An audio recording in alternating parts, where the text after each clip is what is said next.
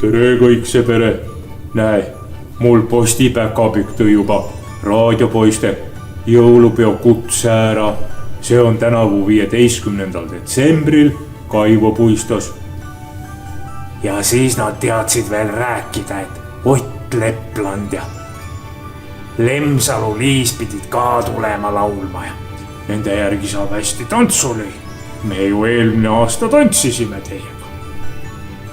Ja mustkunstnik pidi ka tulema. See pidi inimese lendama panema. Mismoodi see käib, ma ei tea. Mul põdrapoisid oskavad lennata, aga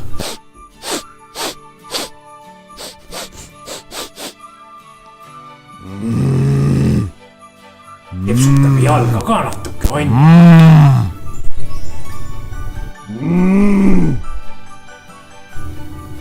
Proovi, mine nüüd.